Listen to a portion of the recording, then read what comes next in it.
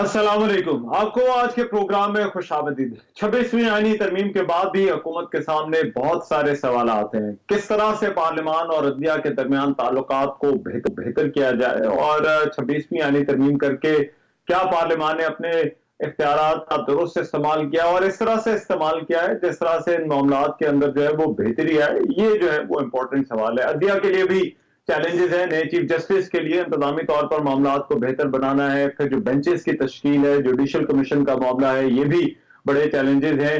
और फिर जो अदालती रिफॉर्म्स की बात हो रही थी कि जो तमाम तरमीम का मकसद और अदालत से मुतालिक जो बहस हो रही थी उसका पर्पज तो यही था कि अदालत के अंदर रिफॉर्म्स लाए जा सकें, मामलात को बेहतर किया जा सके, केसेस का जो बैकलॉग है उसको कम किया जा सके। क्या ये होगा या नहीं होगा? गुज़िश्ता दिनों चीफ जस्टिस ने फुल कोर्ट इजलास भी बुलाया और इसका मकसद सुप्रीम कोर्ट की कारकर्दगी का जायजा लेना था और अदालती कारकर्दगी को किस तरह से बेहतर बनाना है इस पर जो है वो गौर किया गया। इस इजलास में रजिस्ट्रार सुप्रीम कोर्ट ने ब्रीफिंग में बताया कि एक मंसूबा भी है और इस प्लान के मुताबिक फौजदारी और दीवानी मुकदमा तेजी से निपटाने के लिए 2 और 3 रुकनी मखसूस बेंचों को इख्तियारात तफवीज करने की जो है वो तजवीज दी गई है। इसका आने वाले दिनों में जायजा लिया जाना है कि क्या इस पर अमल दरामद हो सकता है या नहीं। फिर जो आईनी बेंचेस के क्याम है उनका भी जो है वो उनको भी अमल में लाया जाएगा और गुज़िश्ता दिनों जो है वो स्पीकर कौमी असेंबली ने खत लिखकर जुडिशल कमीशन की तश्कील 9 के लिए नाम भी जो है वो मांग लिए हैं। लेकिन ये किस तरह से काम करेगा, क्या इससे मुतालिक जो है वो कुछ कानूनी जो पेचीदगियां हैं जिनका कानूनी माहिरीन जो है वो जिक्र कर रहे हैं, क्या वो दूर हो सकेंगी या नहीं हो सकेंगी। और फिर ये कि जजेस की तादाद बढ़ानी हो या इस मौजूदा तरमीम के अंदर जो कहीं पर अगर कोई गैप्स हैं अगर उनको दूर करना है तो क्या उसके लिए किसी नई आईनी तरमीम की भी जरूरत है या नहीं है। ये भी सवाल जो है वो कानूनी माहिरीन और लीगल सर्कल्स के अंदर जो है वो डिस्कस हो रहा है। इन मामलों पर बात करने के लिए आज प्रोग्राम में हमारे साथ एक पैनल मौजूद है जिनसे हम इन्हीं सवालात के जो है वो जवाबात उनसे जो है वो लेने की कोशिश करेंगे ताकि कुछ थोड़ी जरा वजाहत हो सके कि ये मामलात अगर आगे बढ़े हैं तो ये किस तरह से बढ़े हैं। साकिब बशीर साहब हमारे साथ मौजूद होंगे, सीनियर कोर्ट रिपोर्टर हैं, इस्लामाबाद स्टूडियो से जो है वो मुझे ज्वाइन करें। राशिद अली आजाद साहब सदर Islamabad high court bar senior कानूनदान है, वो सब मौजूद होंगे। और जहांगीर जदून साहब सीनियर लॉयर हैं, वो भी हमें जो है वो इस डिस्कशन में हमारे साथ मौजूद होंगे। इन तीनों मेहमानों से बात होगी। मैं गुफ्तगू का आगाज साकिब बशीर से जो है वो करना चाहता हूँ। साकिब, बहुत सारी कानूनी पेचीदगियों का जिक्र हो रहा है, कानूनी मामलात का जिक्र हो रहा है, लेकिन एक इशू जो है वो जुडिशल कमीशन का है। जरा बताइएगा उस पर मामलात किस तरह से आगे बढ़े हैं, वहां पर ये जो कानूनी पेचीदगियों का जिक्र हो रहा है क्या इनका कोई हल इस वक्त जो है वो नजर आ रहा है? इसमें बड़ा चैलेंज तो ये है कि जो जुडिशल कमीशन ऑफ पाकिस्तान में 13 मेंबर होंगे, जो इसमें चीफ जस्टिस होंगे और 3 सीनियर 3 जज जो सुप्रीम कोर्ट के वो इसके मेंबर होंगे और एक जो आईनी बेंचेस हैं उनके सरबराह इसके मेंबर होंगे। जो वो अब आईनी बेंच तो बना ही नहीं, आईनी बेंच जो है जुडिशल कमीशन ने बनाना है और जुडिशल कमीशन बैठेगा तो बनाएगा। तो ये इसमें एक जो अजीब सी कंफ्यूजन है जो वजारत कानून ने इसमें क्लैरिटी देने की जरूरत जो है वो कोशिश की, वजाहत दी उसने, लेकिन क्योंकि इन्होंने जो आईनी तरामीम की हैं इसमें कहीं नहीं लिखा कि पहला इजलास जो है वो 12 मेंबरान पर मुश्तमिल होगा और वो आईनी बेंचेस बनाएंगे और उन आईनी बेंचेस में से जो सीनियर 3 सुप्रीम कोर्ट का जज होगा वो उन आईनी बेंचेस का सीनियर जज जो है वो खिलाएगा और वो जुडिशल कमीशन का हिस्सा होगा। ये इनको उस जो आईनी तरमीम थी उसमें लिखना चाहिए था। तो अब अगर जो मेंबरान है वो 13 हैं, वो टेक्निकली 13 पूरे ही नहीं हो सकते। तो ये एक मेरा ख्याल में ऐसी एक वजह होगी कि जो कहीं ना कहीं रुकावट बन सकती है। बाकी हुकूमत की जानिब से मांगे जा रहे हैं नाम, जो पीटीआई ने भी अपने नाम जो है वो दे दिए हैं, बाकी नाम भी आ जाएंगे। मसला सिर्फ यहीं पे रह जाना है।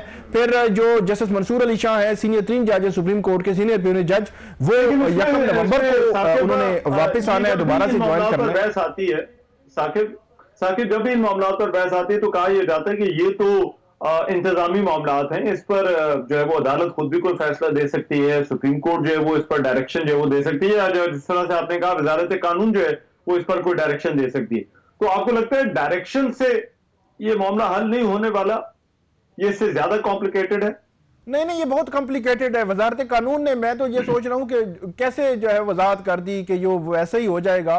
मतलब आप देखें कि जो चीफ जस्टिस ऑफ पाकिस्तान की तैनाती है उसमें उन्होंने एक चीज क्लियर की कि आइंदा से अगर कोई भी चीफ जस्टिस जो रिटायर हो रहा होगा उससे 15 रोज के से पहले जो पार्लिमानी कमेटी है वो बैठेगी और टॉप 3 जो जजेस हैं उनमें से एक नाम की सिफारिश करेगी। लेकिन इस दफा 3 दिन जो उन्होंने दिए थे, उनको पता था कि जो क्योंकि 21 को आईनी तरामीम मंजूर होंगी और 22 रात 12 बजे तक हम जो है वो नामजदगी की सिफारिश कर सकेंगे, तो उन्होंने 3 दिन रख दिए थे। वो क्लैरिटी हो गई। अगर वो ना रखा जाता उसमें भी मसला हो जाता। तो यहां पे भी एक ऐसा कॉम्प्लिकेटेड मामला है। मेरा नहीं ख्याल कि इससे निकल जाके। दूसरी जो आपने बात की, सुप्रीम कोर्ट ऐसी कोई डायरेक्शन नहीं दे सकती, उसकी वजह आइन में बड़ी क्लैरिटी है। वो आइन में ही वो उनको यहां तो जो 27वीं तरमीम की जो बात हो रही है, 27वीं आईनी तरमीम की, उसमें जो 26वीं आईनी तरमीम में कुछ जो है वो इस तरह फ्लॉज जो है वो रह गए हैं, उनको क्लियर करने के लिए भी वो ला सकते हैं। सुप्रीम कोर्ट के में जो तकसीम इन्होंने कर दी है इख्तियारात की, वहां आईनी बेंच सुनेगा, चीफ जस्टिस जो है वो प्रैक्टिस एंड प्रोसीजर कमेटी मुख्तलिफ होगी, तो वो अलग से कोई ऐसी डायरेक्शन नहीं दे सकते कि जुडिशियल कमीशन को आप इस तरह कर लें या उसमें कोई तब्दीली कर लें या इसका पहला जो है वो इजलास हो सकेगा। राइट। अच्छा रियासत अली आजाद साहब, ये जो एक और आईनी तरमीम की बात हो रही है, मुझे मालूम है कि आप तो ये कह रहे थे कि पहले की भी जरूरत नहीं है, लेकिन अभी एक और लाने की जो है वो तैयारी हो रही है, एक और आईनी तरमीम की भी कहीं ना कहीं से हम बाज़गश जो है वो सुन रहे हैं। तो आपको लगता है कि चले जो असूली तौर पर तो ना सही, लेकिन जो ये साकिब पे बात कर रहे हैं कि लूप होल्स हैं, फ्लॉज हैं, गैप्स हैं जो नजर आ रहे हैं, तो उनको फिल करने के लिए क्या कोई 27वीं आईनी तरमीम लाई जा सकती है या लाई जानी चाहिए या नहीं? बिस्मिल्लाहिर्रहमानिर्रहीम। रहमान भाई, साकिब बशीर साहब ने बहुत खूबसूरत अंदाज में सारी गुफ्तगू की है, मैं उसको सेकंड करता हूँ। उसमें ऐड ऑन करते हुए एक चीज आज करूंगा कि ये जो अनोमली है इसके अंदर फॉर्मेशन या कॉन्स्टिट्यूट करने के लिए जुडिशल कमीशन के लिए, ये वाकई एक डेफिशिएंसी है। इस पे जैसे प्रैक्टिस एंड प्रोसीजर एक्ट के तहत आपने एक अमेंडमेंट की, आपने एक्ट दे दिया और उसके बाद फिर एक डेफिशिएंसी आई, आपने उसको कवर करने के लिए और अपनी चीजों को मनूवर और मैनेज करने के लिए आपने एक ऑर्डिनेंस दे दिया।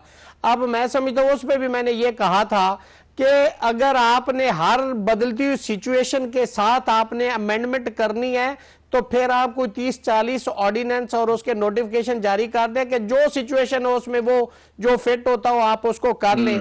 तो मैं समझता हूं कि अब अगर ministry of law and justice अगर क्लैरिफिकेशन भी देती रहे तो उसकी क्या हैसियत है। जब आइन है, आइन को आपने अमेंड करना है तो 2/3 मेजॉरिटी चाहिए। क्या उस अमेंडमेंट को जिसके लिए पार्लियामेंट की 2/3 की मेजॉरिटी चाहिए, क्या वो किसी एक्सप्लेनेशन से दुरुस्त हो सकती है? बिल्कुल गलत है, उसका तसव्वुर भी नहीं किया जा सकता।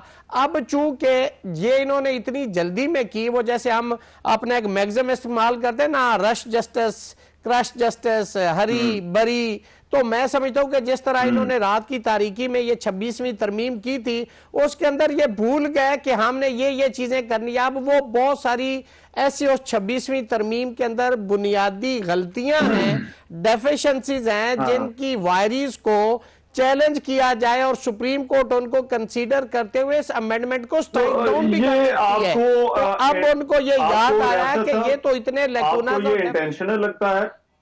जी मैं पूछना चाह रहा था कि आपको ये इंटेंशनल लगता है या अनइंटेंशनल है, ये जो गैप्स आपको नजर आ रहे हैं? ये इंटेंशनल नहीं है, ये उस तेजी की गलतियां हैं जो आपने जल्दी करने के लिए, आपको इमरजेंसी थी 25 तारीख वाली कि 25 जो दिन रात सुबह शाम, एक वो जैसे दवाई का शेड्यूल होता है ना, सुबह दोपहर शाम आपने, तो ये 25 जो था उस शेड्यूल का हिस्सा था।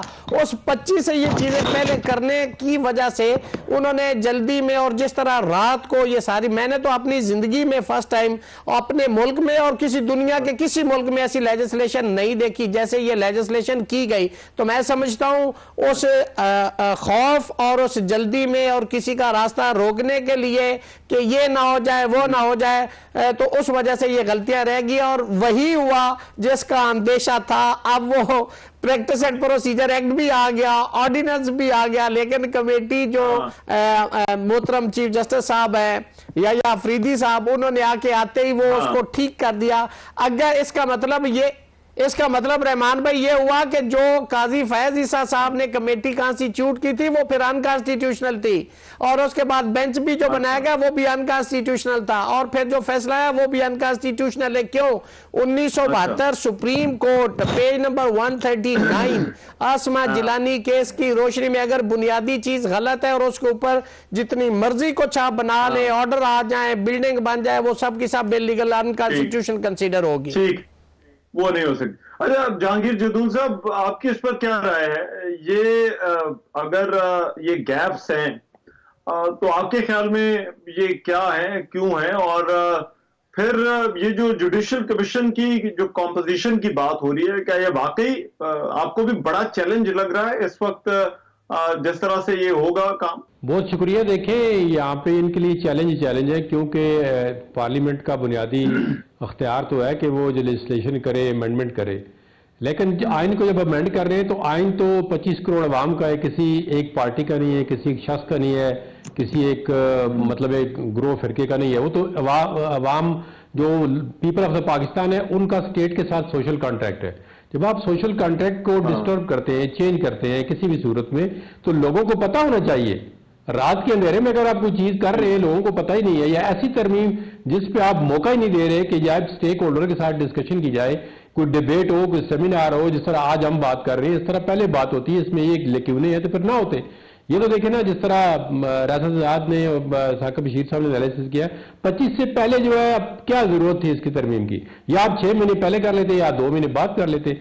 लेकिन एक उन्होंने जो सबसे इसके पीछे मुहरकात थे, जो इसमें कोई दो राय नहीं है कि उन्होंने जस्टिस मंसूर अली शाह का रास्ता रोकना था, उसमें वो कामयाब हो गए, लेकिन उनकी अगली प्लानिंग है शायद उसमें ना कामयाब हो सके, क्योंकि जैसे ये अफरीदी ने आते ही पहला जो शॉट खेला है वो यही है कि कमेटी को दोबारा बहाल कर दिया है, तो उससे कुछ मेरे ख्याल में इनको दचका लग गया जो ये प्लान कर रहे थे कि उस कमेटी में पहले वाला काम। जदूल साहब, उस कमेटी ने जो है वो आईनी मामलात जो जाहिर बात है जो बेंच सुनेगा उसका तो तयन नहीं करना, वो तो कमेटी जो है वो जो दीगर केसेस हैं सुप्रीम कोर्ट के अंदर, जो फौजदारी केस होंगे, बाकी जो केसेस हैं, वो उन्हीं के हवाले से जो है वो फैसला करेगी। तो आपको लगता है कि ये प्रैक्टिस एंड प्रोसीजर कमेटी की जो तश्कील नौ है ये हुकूमत को किसी तरह से इंपैक्ट कर सकती है या हुकूमत के इंटरेस्ट को?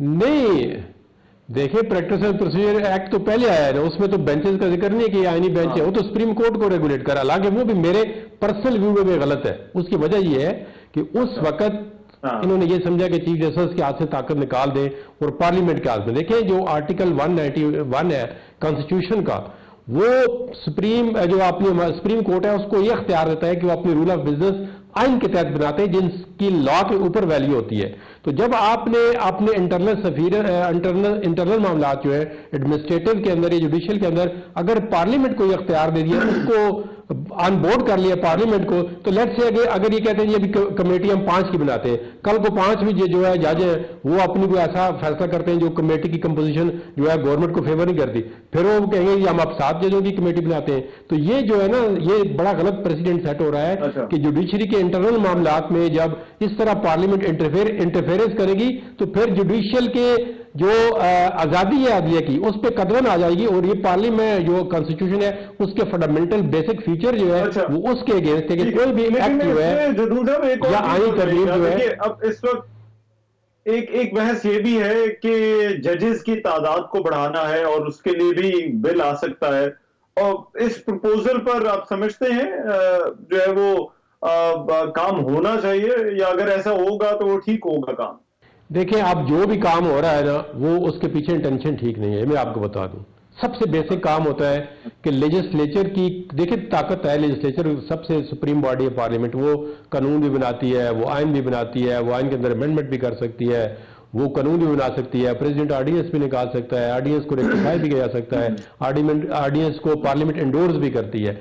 लेकिन आपने देखना है कि इंटेंशन इसके पीछे क्या है। अब क्यों जो है ये हर चीज एक में गलती करके दूसरे में रेक्टिफाई करते हैं। अब ये देखें ना, गवर्नमेंट हर सूरत में चाहती है कि बैलेंस जो है वो गवर्नमेंट के हाथ में रहे, पावर गवर्नमेंट के हाथ में रहे। कोई सुप्रीम जुडिशियल काउंसिल हो, सुप्रीम कोर्ट हो, आईनी बेंच हो, कोई कमेटी हो, वो उसके अंदर किसी भी तरह गवर्नमेंट की जो सोच है या गवर्नमेंट की जो तरीकाकार है उसको डिस्टर्ब न किया जाए। लेकिन ये नामुमकिन है। देखें, आप जो मर्जी सोचें, जो मर्जी सोचें आप करें, लेकिन हर काम आपकी सोच के मुताबिक नहीं हो सकता। राइट, मगर रियासत अली आजाद साहब, हुकूमत ये कह रही है कि आप ये तरीकाकार पर अब इतनी ज्यादा बहस हो गई है, इतना ज्यादा फोकस हो गया कि आप ये नहीं देख रहे कि सब्सटेंस जो है वो क्या है। सब्सटेंस ये है कि हम जो है वो पार्लियामान ने अपना इख्तियार इस्तेमाल किया, इंटरफेरेंस जो है वो कम कर रहे हैं, जजेस की तादाद अभी जाहिर बात हो सकता है वो भी जो है वो बढ़ जाए। तो क्या तरीकाकार को सब्सटेंस से अलग किया जा सकता है या आईनी तरमीम के मामले में, या इस पे नतीजे में जो गैप होल्स हैं या अदलिया की जो वर्किंग है, आपको लगता है कि इससे जो है वो बेहतर हो जाएगी और उसको हम ये जो तरमीम के तरीकाकार है उससे अलग करके को मेरिट पर देख सकते हैं जो कुछ चेंजेस हुकूमत लेकर आई है? उसमें रहमान भाई दो बातें हैं। सबसे पहले एक तो है कि जी जुडिशल रिफॉर्म की बात है जी, पब्लिक के लिए करना चाह रहे हैं। तो मैं हमेशा ये कहता हूं कि जो डिस्ट्रिक्ट जुडिशरी है उसके अंदर 25 से 30 लाख केसेस पेंडिंग है, जिसका बराह रास्त आवाम से ताल्लुक है।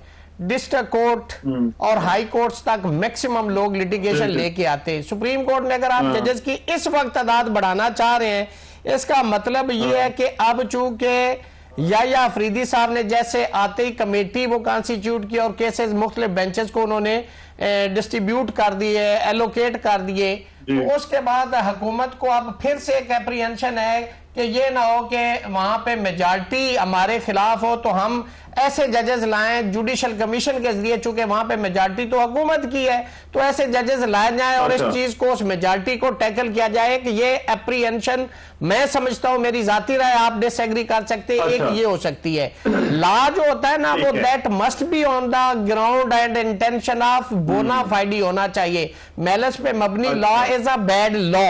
आप अगर रिफॉर्म लाना चाह रहे हैं तो सिर्फ आप सुप्रीम कोर्ट में ही क्यों लाना चाह रहे हैं? 42 जजेस की कमी है पूरे पाकिस्तान के हाई कोर्ट्स के अंदर।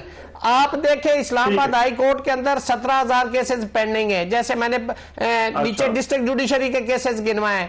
सुप्रीम कोर्ट में 187 केसेस है कॉन्स्टिट्यूशन मैटर, और फेडरल शरीयत कोर्ट में 185 केसेस है। तो अगर आप बढ़ाने से पेंडेंसी ऑफ केसेस पर को बहुत ज्यादा फर्क नहीं पड़ने वाला। अच्छा, मुझे एक ब्रेक लेनी है मैं रियासत साहब, ये जरा जो जुडिशियल रिफॉर्म्स वाला मामला और फिर एक और बड़ा इंपॉर्टेंट इशू है पार्लियामान और अदलिया के जो मामलात हैं, क्या वो को बेहतर हो सकेंगे या नहीं हो सकेंगे, इस पर प्रोग्राम में जरा बात जारी रहेगी। मैं एक ब्रेक के बाद वापस आऊंगा। Back after the break. ये जो आईनी तरमीम का मामला है, जो 26वीं आईनी तरमीम हुई, इसके बाद क्या मामलात में बेहतरी आ रही है या आ सकती है, और फिर दूसरा आम सवाल है कि क्या इसके बाद कोई और भी आईनी तरमीम आने जा रही है या नहीं, और उसकी जरूरत है या नहीं, इस पर बात हो रही है। साकिब बशीर, कोर्ट के मामलात को आप बड़ी अच्छी तरह समझते हैं। एक बड़ा सवाल ये था और हुकूमत के लिए चैलेंज ये समझा जा रहा था कि जजेस की जो तकसीम है या जजेस का जो रिएक्शन है, वो हो सकता है हुकूमत के लिए मामलात को मुश्किल कर दे। लेकिन ऐसा लग रहा है कि हुकूमत ने वो जो पहली स्टेज है वो अबूर कर ली है। वो जो रिएक्शन जिसकी को बहुत ज्यादा ड्रास्टिक रिएक्शन की तवक्को की जा रही थी, वो उस तरह से नहीं आया, और अभी पॉलिटिकल पार्टीज ने भी कहीं ना कहीं पर ये एक्सेप्ट कर लिया है कि अब जस्टिस याहिया अफरीदी ही चीफ जस्टिस ऑफ पाकिस्तान है।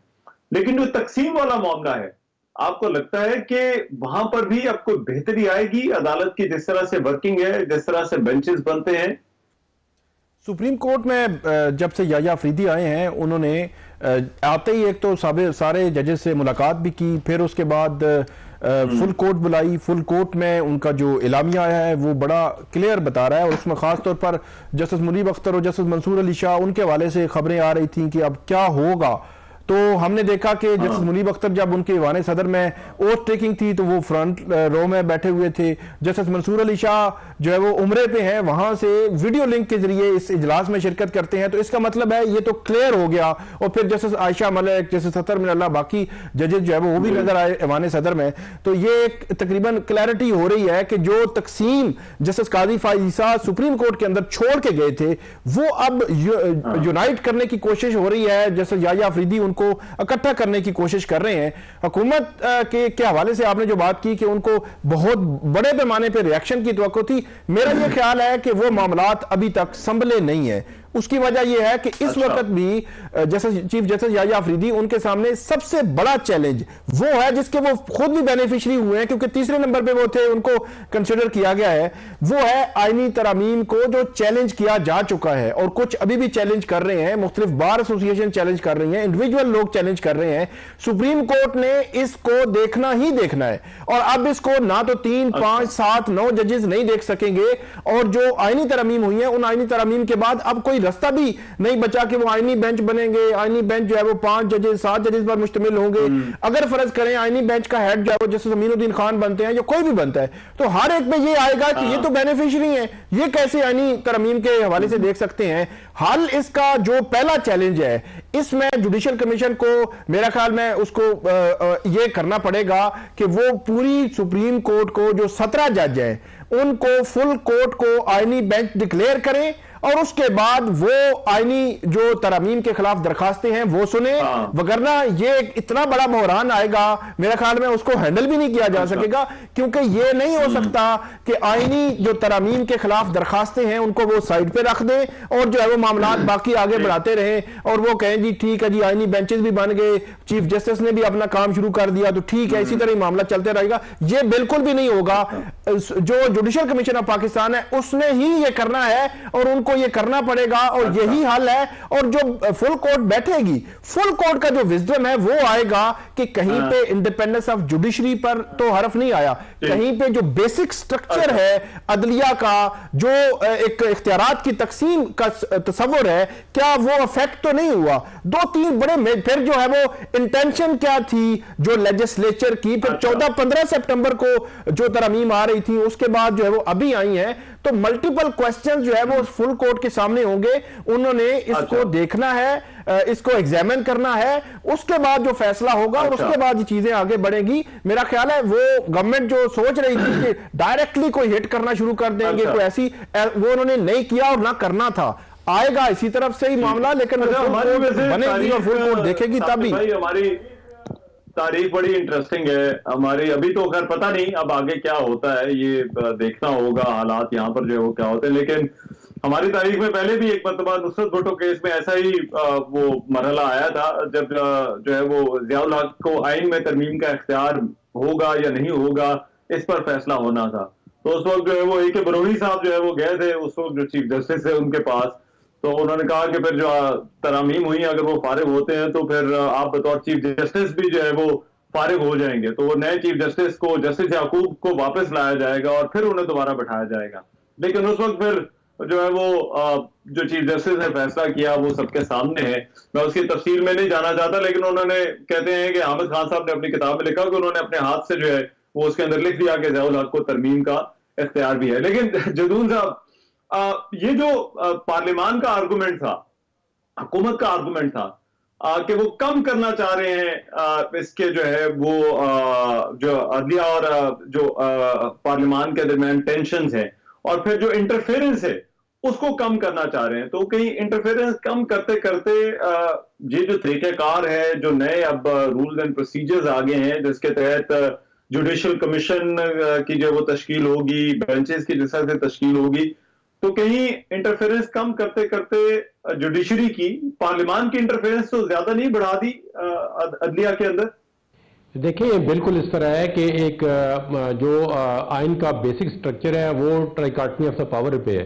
ट्राइकॉटमी ऑफ द पावर का मतलब होता है कि बैलेंस है कि एक इदारा दूसरे इदारे की जो पावर है उसको इंक्रोच ना करे और ओवरलैपिंग ना हो, तो तब ही निज़ाम जो है ठीक चल सकता है। देखिए, इस पे अदलिया को भी मुतात रहना चाहिए कि अदलिया भी अपनी एग्जेक्टिव की पावर इस्तेमाल न करे, जो आइन और कानून के मुताबिक चीजें होती हैं, जो परमिसिबल है under the law and the constitution, वो काम करे।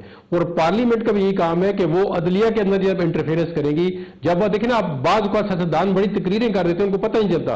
वो उस दिन मैंने सुना था 2 बड़े बंदे जो बड़े रीजनेबल बंदे हैं, कितनी दफा MNA बन चुके हैं, कहते हैं हमने अदलिया से पावर खींच ली है, कब्जा का मतलब है कि आप पावर इंटेंशनली पार्लियामेंट के अंदर कह रहे हैं कि हमने अदलिया से पावर ले ली है। इस तरह की बयान नहीं देने चाहिए। देखिए, पार्लियामेंट जो अदलिया की पावर होती है, जो आइन के तहत उसकी पावर है, वो ना पार्लियामेंट ले सकती है ना एग्जेक्टिव ले सकती है। इसी तरह जो एग्जेक्टिव की पावर है वो ना पार्लियामेंट ले सकती है ना अदलिया ले सकती है। तो जब तक तीनों इदारे अपनी हदूद में काम नहीं करेंगे आइन के मुताबिक, तब तक मामला आगे नहीं चलेंगे।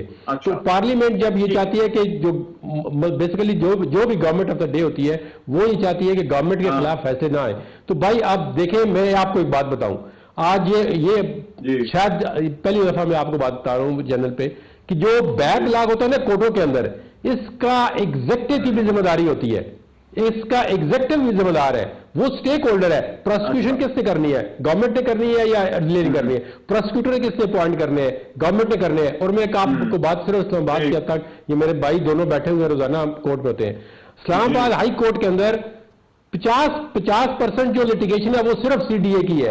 आप CDA को तो ठीक कर नहीं सकते, उसके मामला ठीक करें, 50% बैकलॉग जो है वो CDA का इस्लामाबाद हाई कोर्ट खत्म हो जाएगा। तो आप गवर्नेंस की स्ट्रक्चर आप ठीक नहीं कर सकते, गवर्नेंस को आप ठीक नहीं करते, आपका तो बैकलॉग ज्यादा हो गया। भाई अपने आप को भी ठीक करें। एक जगह का, एक इदारे का उस तरह से मसला नहीं है। लेकिन मैं रियासत Ali Azad sahab, before I go on a break, quickly ये जो पॉइंट है फोकस जरा इस पर जरा कीजिएगा कि ये जो पार्लियामान और अदलिया के ताल्लुकात हैं, आपको लगता है उसमें अब टेंशन थोड़ी कम हो जाएगी?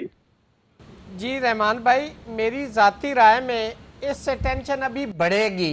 पता है क्या? इसलिए कि अदलिया को तो हर मुल्क के अंदर, हमने तो आप कवानीन के अंदर पढ़ा, इंग्लिश जूरिस्प्रूडेंस के अंदर पढ़ा, ट्राइकॉटमी ऑफ पावर को पढ़ा, हमने इदारों की आज़ादी जैसे आज़ाद अदलिया की, रूल ऑफ लॉ की, हमने तो ये पढ़ा था। अगर आज जैसे जहांगीर जदून साहब फरमा रहे हैं कि पॉलिटिशियंस इस तरह की स्पीचेस कर रहे हैं, मैं समझता हूं कि जो अक्ल और फहम रखने वाली गवर्नमेंट होती है उसको हमेशा आज़ाद अदलिया को सपोर्ट करना चाहिए कि वो मुल्क के अंदर रूल ऑफ लॉ, लोगों को इंसाफ मिलेगा तो मुल्क के अंदर अमन और शांति होगी।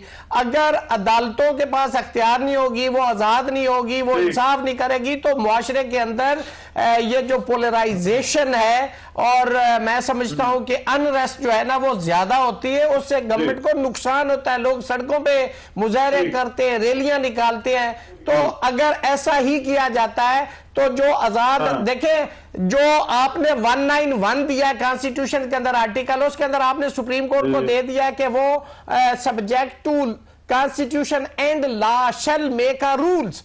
उसको जब आपने पावर डेलीगेट कर दी, भाई उसने चलाना है अदलिया को, चीफ जस्टिस को अख्तियार दे, उसको एम्पावर करे, उसको आजाद अपना इदारा चलाने के लिए अपने सारी जो एनवायरमेंट है, जो उसकी वर्किंग है, उसको बेहतर करने का चीफ जस्टिस को मौका दे। अगर आप पार्लियामेंट ने सुप्रीम कोर्ट को भी चलाना है तो मुझे तो लगता है ऐसे, अल्लाह ना करे ऐसा हो कि मेरा ख्याल है पार्लियामेंट अब उस नैज पे पहुंच चुकी है कि शायद वो सुप्रीम कोर्ट को भी एक स्टैंडिंग कमेटी के तौर पर एक अपना इदारा बनाना चाह रही है।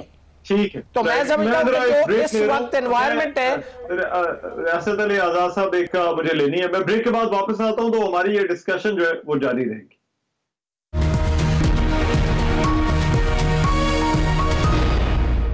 Welcome back after the break. अच्छा, मैं साकिब बशीर साहब आपसे ये पूछना चाहता हूं, ये जो पार्लियामान और अदलिया के ताल्लुकात वाली बात है, अब इसमें बुनियादी मसला तो वही है कि अदालत की तरफ से कोई फैसला आता था या कोई केस सुना जाता था और उस केस का ताल्लुक पार्लियामान से होता था या पॉलिटिशियन से होता था और फिर उस पर जो है वो टेंशन क्रिएट होती थी।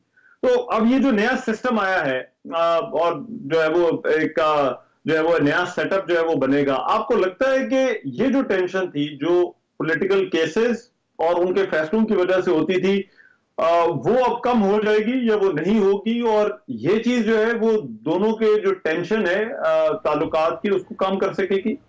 मेरा ये ख्याल है कि ये जो वो ज्यादा मसाइल जो है वो इससे खड़े होंगे। उसकी वजह बड़ी सिंपल और सादा सी है। एक चीफ जस्टिस ऑफ पाकिस्तान है, वो एक तरफ जो राना सनाउल्ला साहब है वो ये कह रहे हैं कि जस्टिस मंसूर अली शाह और जस्टिस मुनीब को भी आईनी बेंचेस में नहीं आना चाहिए, और क्योंकि वो मुतनाज़ा हैं, वो कहते हैं राना सनाउल्ला, और कहते हैं कि चीफ जस्टिस याया अफरीदी को भी आईनी बेंचेस में नहीं आना चाहिए क्योंकि वो मुतनाज़ा हो ना जाए।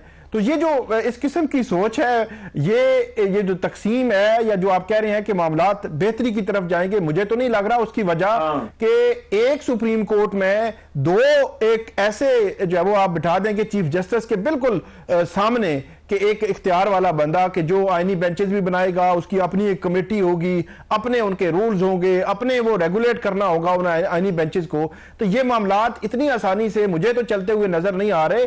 उसकी वजह ये है कि ये आईनी बेंचेस का मामला फिर हाई कोर्ट्स में फिर अलग से है कि हाई कोर्ट में जो तकसीम होनी है कि हाई कोर्ट्स में आप कैसे करेंगे, जब आगे चलकर जो लेजिस्लेशन होनी है सूबाई असम्बलीज में करारदाद के जरिए और मरकज में जो है वो मुश्तरका इजलास में करारदाद के जरिए, तो वो मामलात मुझे तो उस तरह समूथ चलते हुए नजर नहीं आ रहे। इसलिए मैं बार बार कह रहा हूं कि ये जो आईनी तरमीम है, जब तक जो ना देख ले सुप्रीम कोर्ट, उस वक्त तक ये चीजें आगे नहीं बढ़ेंगी। ये गवर्नमेंट बेशक जो है वो इस पे बात कर ले। उसकी वजह है जो सुप्रीम कोर्ट में तकसीम में 3-4 जजेस थे जो जस्टिस काजी फाइसा उनके साथ उनकी मौजूदगी में थे, मुझे नहीं लगता कि अब वो ऐसी सिचुएशन होगी कि वहां वो तकसीम करके और वो अलग थलग हो गए। वो सुप्रीम कोर्ट मुझे तो यूनाइट नजर आती है, और अगर सुप्रीम कोर्ट यूनाइट हो गई और जो जुडिशियल कमीशन का इजलास हुआ और वहां पे 4 या 5 सुप्रीम कोर्ट के जजेस ने ये सजेशन दे दी कि ये आईनी तरमीम का मामला आया हुआ है, इसको हमने देखना है और इस पर फुल कोर्ट बनाई जाए, तो फिर फुल कोर्ट पे जाकर फिर सुप्रीम कोर्ट के फैसला आने के बाद ही कुछ होगा कि किस तरफ चीजें जानी है। इस सिनेरियो में मुझे स्मूथ जो है वो मामलात चलते नजर नहीं आते। अच्छा, आपको को स्मूथ वर्किंग नजर नहीं आ रही। मगर मैं जहांगीर जदून साहब, अब जाहिर बात है ये मुल्क में पिछले कोई महीने 1.5-2 महीने से जो वो यही मामला चल रहा है, पॉलिटिशियंस भी, अदालत भी, सब इसी पर जुड़े हुए हैं। अब अभी भी बैठे बात हो रही है कि कुछ गैप्स हैं। आपके ख्याल में यहाँ से आगे क्या रास्ता क्या होना चाहिए हुकूमत के लिए, करना क्या चाहिए इसे? इस सिचुएशन से निकलना है और फिर इस वर्किंग को स्मूथ बनाना है ताकि ये ट्रांजिशन, अगर अब जो हो गई है, ये ट्रांजिशन इतनी कॉम्प्लिकेटेड ना हो। देखिए, सबसे पहला जो बेसिक क्वेश्चन है ना, जब तक 26th अमेंडमेंट को सुप्रीम कोर्ट कंसिडर करके या वैलिडेट कर दे या उसको स्ट्राइक डाउन कर दे या उसकी 2-4 जो छिके आर्टिकल हैं उसको अगर छोड़ देती हैं तो वो अलग बात है। उस वक्त तक मामलात आगे मुझे सुलझते हुए नजर नहीं आते। देखिए ना, एक चीज आप लिम्बो में छोड़ के उसको पता ही चले कि इसका कल को क्या रिजल्ट आना है। मिसाल के तौर पर कॉन्स्टिट्यूशनल बेंच बन जाता है, उसके बाद कोई ऐसा सिचुएशन आती है, पूरी कोर्ट सुनती है ये और स्ट्राइक डाउन हो जाती है 26 में, फिर कॉन्स्टिट्यूशनल बेंच कहां पे जाए? कॉन्स्टिट्यूशनल बेंच पे बहुत बड़ा झगड़ा है। देखिए ना, आप कहते हैं जी ये 3 जो सीनियर मोस्ट जजेस हैं ये ना बने, और जो चौथा एक जज है जो आपने उस पर हाथ रखा कितने अरसे से कि वो बड़ा ठीक है क्योंकि वो जो बात गवर्नमेंट की वो मान जाएगा, वो कॉन्स्टिट्यूशनल बेंच का हेड होगा। तो इस तरह देखिए ना मामलात, अगर आपकी इंटेंशन बेसिकली देखो, मैंने रिपीटेडली कहा है कि आपकी जब इंटेंशन ठीक नहीं होगी तो वो मामलात नहीं चल सकते, और इंटेंशन को डिटरमिन कर सवाल अभी लगता है कि फिर मेरी बात अब मुझे हो गई है कि इससे निकलने के लिए वो जो पहले वाली जो चीजें लेकर आए उनको रिवर्स करना होगा या मजीद चीजें जो है वो लानी होगी। तो आप जरा बात कंप्लीट कर लीजिए। मैं रियासत अली आजाद साहब से भी उनका फाइनल कमेंट मैं ले लूंगा जी। मैं एक बहुत बड़े केस का आपको हवाला देता हूं जो यूनाइटेड किंगडम के अंदर, यूके के अंदर supreme court of United kingdom थी, उसके 11 मेंबर जो थे, जज थे, उन्होंने एक फैसला किया कि 19 सितंबर 2019 में यूके ने कहा जी यूरोपियन यूनियन को हमें छोड़ना चाहिए किन टर्म से। तो उस वक्त वो मसला जेर बहस था असेंबली के अंदर, तो प्राइम मिनिस्टर ने कहा जी असेंबली को प्रोरोग कर दें मेजेस्टी क्वीन की इजाजत से। तो सुप्रीम कोर्ट ने कहा यहां पे ये क्वेश्चन खड़ा हो गया है कि इन्होंने जो इजलास जो प्रोरोग किया है इसकी इंटेंशन ठीक नहीं थी, कि ये हम डिटरमिन कर सकते हैं इसकी रीजन के पीछे। हम ये देख सकते हैं कि इन्होंने ये असेंबली का इजलास क्यों मुलतवी किया। वो देखिए दुनिया की सबसे बड़ी जो है जमहूरियत उसको मानते हैं, उसके अंदर भी सुप्रीम कोर्ट ने कहा है कि हम इस नीयत को भी देख सकते हैं कि इन्होंने इजलास क्यों मुलतवी किया है। ये तो आप कहते हैं जी हमारे रियासत अली आजाद साहब, मुझे क्विकली आपकी टेक चाहिए, आगे का रास्ता आपके ख्याल में क्या है? मैं समझता हूं कि वैसे तो किसी अमेंडमेंट की जरूरत नहीं थी। जिसके लिए ये अमेंडमेंट की गई थी वो हुकूमत मकासद हासिल नहीं कर सकी, जो वो रिजल्ट चाहते थे वो नहीं हासिल कर सकी। अब अगर वो रिवर्स हो जाए तो फिर तो हालात स्मूथ हो सकते हैं। अगर इसको मजीद आगे लेके जाएंगे तो मजीद कबात ही पैदा होगी, उससे फायदा हासिल नहीं होगा। मजीद अनरेस्ट और जो दो इदारे हैं उनके दरमियान कन्फ्रंटेशन नजर आएगी। मैं समझता हूं कि पार्लियामेंट को अपना काम करना चाहिए, अदलिया को अपना करना चाहिए, एग्जीक्यूटिव को अपना करना चाहिए, तो कोई कबात नहीं होगी। और मैं कहता हूं कि it is need of the time कि इसको एक स्मूथली लेके चले ताकि मुल्क एक सही सिमत जो है वो गामजन हो सके और अपनी मंजिल मकसूद पे पहुंच सके। इसमें एक चीज मैं ऐड कर दूं, अभी जो आप कह रहे हैं कि स्मूथ होंगे या नहीं होंगे, तो गवर्नमेंट जो है ये सोच रही है कि 17 से 23 जजेस सुप्रीम कोर्ट के किए जाए, प्रैक्टिस एंड प्रोसीजर एक्ट में जो तब्दीली की जाए। तो एक चीज गवर्नमेंट को अब मद्देनजर रखनी होगी कि जस्टिस काजी फाइज ईसा इस वक्त सुप्रीम कोर्ट के चीफ जस्टिस नहीं है, बल्कि चीफ जस्टिस तब्दील हो चुके हैं, और उनको अगर उन्होंने ऑन बोर्ड ना लिया तो उसके भी असरात होंगे। ओके, राइट, ठीक है, शुक्रिया साकिब के पास मेरा ख्याल है काफी सारी अपडेट्स हैं। चले, बहुत शुक्रिया तीनों मेहमानों का, और प्रोग्राम में एक ब्रेक शामिल कर रहे हैं, वापस आ रहा हूं इस ब्रेक के बाद।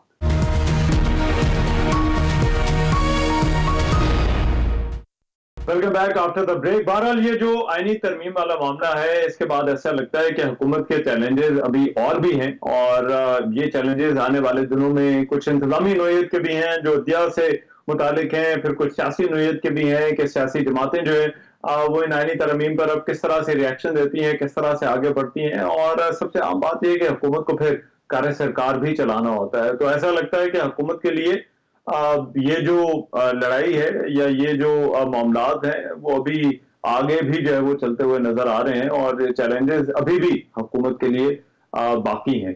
आज के प्रोग्राम से इतना ही। मेजबान रहमान को इजाजत दीजिए, अल्लाह ने के बाद।